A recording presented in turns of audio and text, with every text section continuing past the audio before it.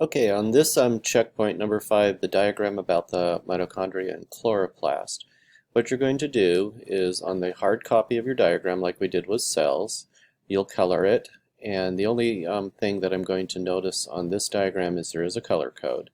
So for the mitochondria, all of the parts of the mitochondria have to be in shades of reds and oranges, um, whereas the chloroplast will be in shades of greens and yellow. So you can do light and dark shades of red, oranges, hash it, however you choose to get it to all work out. But I do require that with the chloroplast here, you do need to have the greens and yellows, the reds and oranges. And of course, as with any paper, you're going to photograph it, place it into and insert it into this cell. I got to clearly see your name on it. And then you will, of course, submit the summit feedback.